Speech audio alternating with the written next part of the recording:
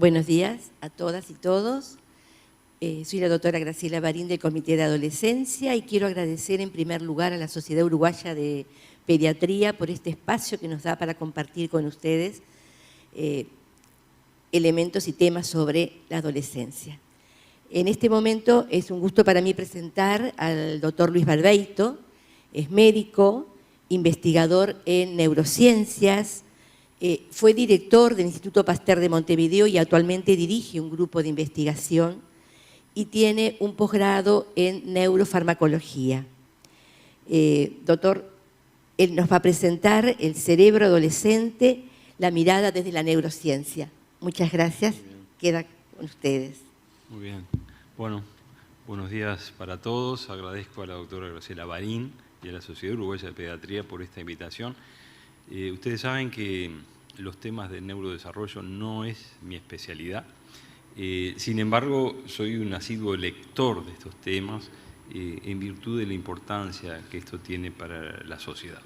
Bueno, y en el día de hoy voy a hacer una breve presentación actualizando lo que la neurociencia conoce como los aspectos más interesantes del neurodesarrollo y que caracterizan de alguna forma al cerebro adolescente. Yo siempre me refiero a que la adolescencia es un capítulo culminante del neurodesarrollo que comienza en la gestación intrauterina, ¿no es verdad? Y que en el ser humano en particular lleva un periodo de tiempo muy largo de más de 2 décadas hasta alcanzar el cerebro adulto, maduro, lo cual caracteriza y diferencia a nuestra especie de todos los otros mamíferos que normalmente el neurodesarrollo se hace de forma muy precoz, muy rápida. Y obviamente que eso también dialoga con el enorme desarrollo que tiene el telencéfalo y las funciones neurológicas superiores en el ser humano que también caracterizan a nuestra especie. Obviamente que este neurodesarrollo tan particular está sujeto a puntos de vulnerabilidad, ¿no es verdad? Y conocemos bien, dentro de la primera infancia o incluso dentro del desarrollo intrauterino, todas las vulnerabilidades que existen y cómo una noxa o una situación adversa en el neurodesarrollo a este nivel conlleva que el neurodesarrollo a partir de ese momento se vea dificultado y muchas veces deje secuelas neurocognitivas, incluso después van a impactar en la salud de ese individuo ya siendo adulto y muchas veces esto tiene repercusiones sociales muy importantes. Pero obviamente eso se aplica a la primera infancia principalmente, a esos primeros 1000 días que conocemos que son cruciales, pero debemos reconocer que el cerebro se sigue remodelando a lo largo de toda la infancia, en la pubertad y luego en la adolescencia, y van quedando zonas muy plásticas, como es el caso de la corteza prefrontal, que siguen siendo remodeladas en su conectividad, de tal forma que se puedan adaptar al medio ambiente, ¿no es verdad? La plasticidad permite al individuo ir adaptándose, ir haciendo aprendizajes cruciales para la adaptación tanto social, tanto biológica al medio ambiente, y el conexionado neuronal es el fiel reflejo de eso que ocurre. Entonces aquí tenemos un esquema de lo que sería la corteza cerebral en un área plástica, pongámosle corteza prefrontal o una corteza asociativa, y vemos cómo en el nacimiento hay un número limitado de neuronas con muy poco conexionado, muy pocas dendritas, axones y contactos sinápticos, cómo a los 7 años esto crece en forma muy llamativa, sin haber un aumento del número de neuronas, pero sí un aumento del conexionado, y luego, poco tiempo después de la pubertad, esto empieza a seleccionarse, y esto es la selección sináptica, que tiene lugar y que está asociada a aprendizajes ya mucho más definitivos, mucho más determinantes para el individuo. O sea que aquí hay un aumento de plasticidad mucho más grande que aquí, que es donde ya la plasticidad está decreciendo. Entonces, estos pasos de remodelación normalmente son silenciosos, nadie los ve, ¿no es verdad? Pero sí se evidencian en cómo el individuo cambia a medida que pasa el tiempo, los años y evoluciona en su neurodesarrollo. Entonces, en la pubertad, momento clave donde el cerebro se va a sexualizar, ¿no es verdad? Es una segunda etapa de sexualización del cerebro. De alguna forma es sumamente complejo cómo esto comienza, ustedes ya lo deben saber, pero supuestamente son las glándulas suprarrenales que empiezan a secretar esteroides, como el DHA, dehidroepiandrosterona, que de alguna forma empieza a influenciar sobre las zonas cerebrales, hipotalámicas principalmente, pero en realidad casi todo el cerebro es sensible a las hormonas esteroideas. Bueno, y en determinado momento se empiezan a liberar activamente las gonadotrofinas, y bueno, empieza a activarse los órganos sexuales y ocurre la liberación de las hormonas sexuales a partir de los ovarios y de los testículos. Bueno, y a partir de ahí empieza entonces, impulsado por los estrógenos, progesterona en la mujer y la testosterona en el hombre, empieza todo el proceso de respuesta de neuronas y células gliales a lo que es la sexualidad, a lo que es la adaptación a la vida sexual activa. Bueno, entonces aquí está resumido los grandes cambios. Ustedes ven que casi todo el cerebro responde a las hormonas sexuales, ¿no es verdad? Y normalmente hay respuestas importantes que tienen que ver con el aumento en volumen de la sustancia gris. Quiere decir que hay un aumento de sinapsis y hay un aumento del volumen de glías. En algunos lugares hay un aumento de neurogénesis y de gliogénesis, y notoriamente hay un aumento importante de la sustancia blanca, es decir, las vainas de mielina que rodean a los axones y hacen que la transmisión axonal sea mucho más efectiva y rápida. Se gana en eficiencia y en madurez, ¿no es verdad? Más allá de que obviamente los axones mielinizados tienen una sobrevida, por así decir, una estabilidad mucho más grande. También aumenta la densidad sináptica y bueno, y todo esto hace que el cerebro del puber y luego del adolescente sea extremadamente eficiente en casi todas las funciones que vamos a medir en forma aislada, no en su conjunto, en forma aislada. Entonces, sumado a esto, hay una selección fina que nosotros llamamos poda de sinapsis, y esa selección fina que responde a las hormonas sexuales quiere decir que hay una pérdida de sinapsis ya establecidas que caracterizan de alguna manera a lo que era el cerebro del niño, ya adaptado a su ambiente y teniendo una enorme cantidad de habilidades y conocimientos. Se empiezan a cortar estas sinapsis y empiezan a ser sustituidas por una nueva ola en el neurodesarrollo de sinapsis, que normalmente son menos en las áreas más plásticas, hay una menor cantidad de sinapsis, pero son más eficientes, ¿no es verdad? Entonces, obviamente esto es una remodelación sináptica activa, obviamente que hay un reflejo en alteraciones de conductas y algunas capacidades cognitivas. Lo que caracteriza al cerebro humano, y todo el mundo apoya, es que el área prefrontal es el área más plástica que se desarrolla en forma final en el cerebro adolescente, y por lo tanto esto también se traduce en una cantidad de funciones propias del lóbulo frontal, como es, por ejemplo, la capacidad de planificar actividades o conductas, juzgar apropiadamente las consecuencias de un acto, la impulsividad, y bueno, y después el balance de los resultados positivos y negativos. Ahora después vamos a tocar esto con respecto a la dopamina.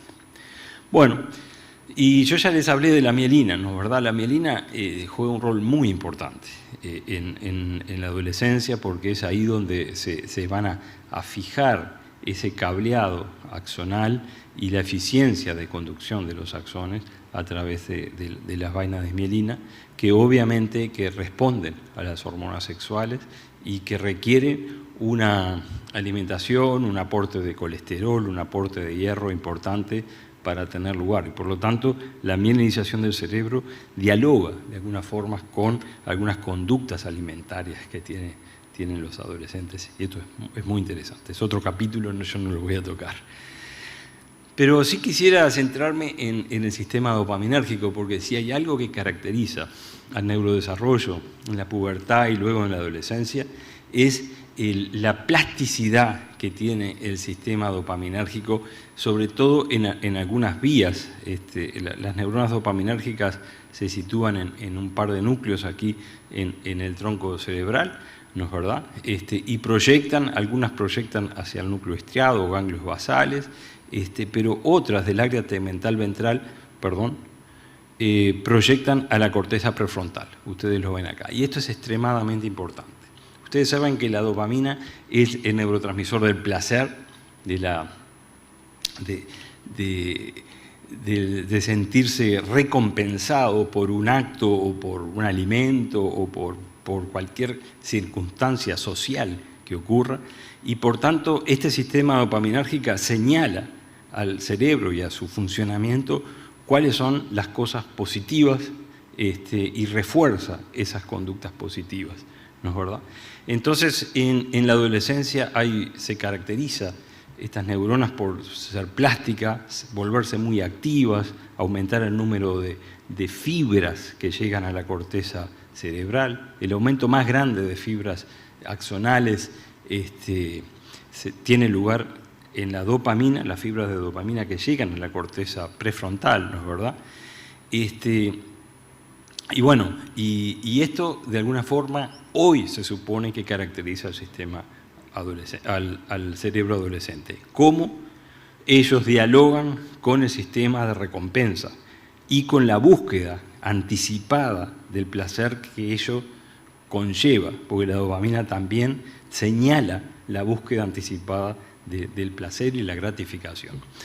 Entonces todo esto influye en los actos, en la toma de decisiones, en el balance de las consecuencias que esto puede tener de un acto. Y obviamente que la dopamina dialoga con muchos otros neurotransmisores, ¿no es verdad? Tiene un gran poder. Yo aquí me voy a referir principalmente a una interacción con la oxitocina, que la oxitocina yo no voy a tocar, pero es una neurohormona que se libera en el ser humano en respuesta a relaciones sociales positivas, ¿no? Entonces, obviamente que hay una correlación entre la dopamina y la oxitocina en el adolescente, porque también ellos están muy orientados a la búsqueda de nuevas relaciones sociales gratificantes, novedosas, y que dialoguen con la dopamina. Muy bien, y aquí es una gráfica de qué es lo que pasa con todo el sistema dopaminérgico. Ustedes saben que una neurona monoaminérgica, sea de serotonina, noradrenalina o de dopamina, son muy complejas, tienen un cuerpo celular que hace la descarga de potencial de acción, la transmisión a nivel axonal y la liberación a nivel de las terminales axónicas. Y bueno, ahí hay transportadores que recapturan el neurotransmisor, hay receptores del lado postsináptico. Bueno, todo eso aumenta en el puber de manera más o menos aguda. Ustedes ven las curvas aquí que aumenta brutalmente para luego estabilizarse o en algunos casos decrecer en la edad adulta. Y ustedes ven acá en un cerebro de mamífero de tipo ratón, cómo estas neuronas dopaminérgicas del área tegmental ventral proyectan hacia la amígdala, hacia el núcleo accumbens, a la corteza prefrontal y al hipocampo, que son los lugares claves donde los circuitos comportamentales y de memoria y funcionales del cerebro se juegan. La amígdala con relación a las emociones, al manejo de las emociones, el núcleo accumbens y la corteza prefrontal en las recompensas, y obviamente el hipocampo vinculando todas estas áreas de manera integral. Bueno, y obviamente que lo que hoy se supone en los últimos trabajos científicos es que este funcionamiento hiper activado e hipersensible de la dopamina es lo que caracteriza a la conducta del cerebro adolescente, ¿no es verdad? Porque tienen una tendencia a buscar la recompensa y anticipar la recompensa, y ahí que la toma de decisiones y todo el balance que uno hace está corrido hacia una facilitación de todo esto, que no necesariamente quiere decir impulsividad, porque aquí estos autores muestran que no hay un aumento de la impulsividad con respecto a los niños, ¿no es verdad? Pero sí hay un aumento de la búsqueda de la sensación, de la experiencia novedosa en el adolescente que lo diferencia del niño y del adulto, ¿no? Y esto es muy importante y quizás sea el núcleo que yo quiero transmitirles en el día de hoy, es toda esta impronta de entender el cerebro adolescente desde el lado de la neurotransmisión dopaminérgica, principalmente en el núcleo accumbens, estriado y corteza prefrontal.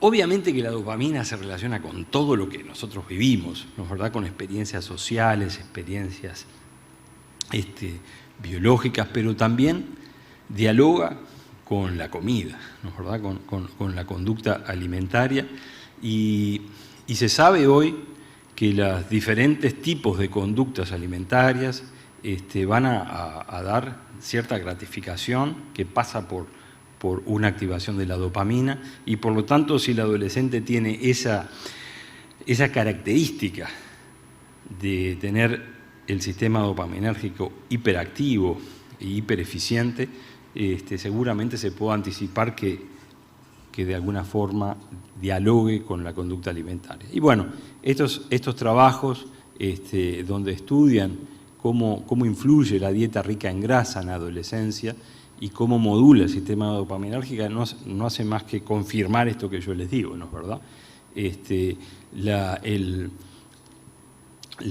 La insulina que se libera en estos casos y los ácidos grasos modulan la expresión de receptores de dopamina y modula también la liberación de dopamina.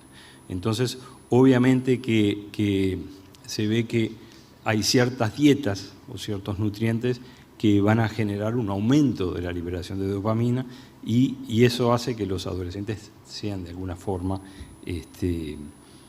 vulnerables a desarrollar trastornos alimentarios o a desarrollar obesidad, más allá de que su capacidad metabólica de quemar grasas y quemar carbohidratos es brutal, ¿no? Está a 0 kilómetros, y no todos tienen este tipo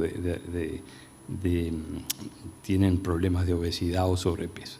Pero es algo que hay que cuidar y que se relaciona muy bien con la dopamina. De la misma forma, se sabe hoy que el azúcar, el consumo de azúcar, genera una liberación de dopamina que en algunos casos puede ser igual o mayor a la cocaína, y que por lo tanto puede generar conductas adictivas, ¿no es verdad? Si bien esto no es frecuente en la sociedad moderna y con los alimentos ultraprocesados que estamos viviendo, se supone que es un riesgo que se está corriendo. Y me parece importante ligar esto junto a la neurotransmisión de dopamina en el cerebro. Pero mucho más importante para la medicina es que la adolescencia, por esto mismo que yo les digo de la especificidad en la neurotransmisión de diferentes neurotransmisores y en el diálogo de las diferentes regiones cerebrales y en particular en cómo se va madurando la corteza prefrontal, es un tiempo de máxima vulnerabilidad, ¿no es verdad? Entonces, justamente el cerebro adolescente es vulnerable a generar adicciones, porque la dopamina es la llave, es la maestra y está hiperactivada. Entonces, aquí en esta gráfica se ve cómo las adicciones, ¿no es verdad?, son muy importantes entre los 15 y los 20 años, ¿no es verdad? Y luego tiende a disminuir para el tabaco, para el cannabis o el alcohol. Obviamente que el cannabis es menos adictivo, toca menos el sistema dopaminérgico que el tabaco y el alcohol, pero el tabaco y el alcohol son también grandes liberadores de dopamina y grandes activadores de la dopamina, y por tanto el consumo de sustancias y la adicción es un riesgo muy grande de la adolescencia que hay que tener en cuenta, ¿no es verdad?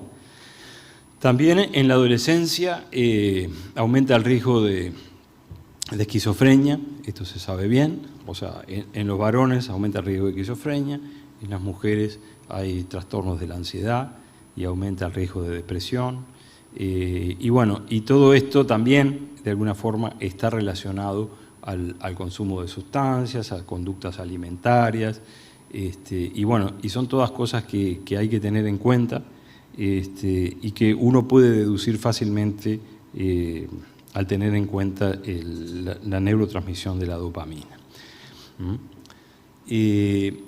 Antes de pasar a la neurobiología del sueño en la adolescencia, me gustaría referir a las conductas de riesgo, ¿no es verdad? La dopamina, al anticipar una recompensa, es proclive a facilitar conductas de riesgo, sobre todo cuando el grupo o el grupo de adolescentes influye sobre la toma de decisiones, ¿no es verdad? Y esto hace que evidentemente haya un aumento de vulnerabilidad a conductas de riesgo, que puede ser conductas sexuales, riesgo de embarazo no deseado, accidentes de todo tipo, bueno, incluso actos ilegales, y todo eso de alguna forma se está condensando y se está resumiendo en alteraciones de la inervación de la dopamina.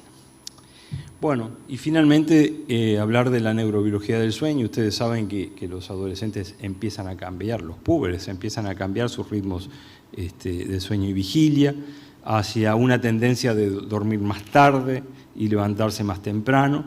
Eso acarrea hoy enormes problemas en la adaptación a la vida cotidiana, porque los adolescentes se ven muchas veces con un sueño muy reducido. Ustedes ven acá cómo los ritmos de la melatonina van cambiando, se van postergando, ¿no es verdad? Se van haciendo cada vez más tarde, y hace que los adolescentes tengan este ensoñamiento en la mañana, porque todavía tienen la melatonina alta, ¿no es verdad? Bueno, esto es muy importante y tiene enormes, yo no voy a entrar en esto, pero tiene enormes implicancias en lo que es la adaptación de un adolescente a la vida moderna, sujeta a horarios estrictos, al comienzo de clases o de actividades obligatorias temprano en la mañana, que hace que se vayan deprivando de sueño y que eso vaya llevando a una serie de consecuencias a veces nefastas para la salud mental. Bueno, para concluir y dejar un espacio para intercambios, me gustaría decir que la pubertad y la adolescencia representan fases culminantes del neurodesarrollo, y que por más que uno vea un adolescente ya grande, maduro, de cuerpo, bueno, hay cosas que están pasando en su cerebro que son muy puntuales, pero que de alguna manera caracterizan esa etapa de la vida muy particular, que obviamente la adolescencia es una oportunidad única de la vida para consolidar experiencias biológicas, personales y sociales, ¿no es verdad?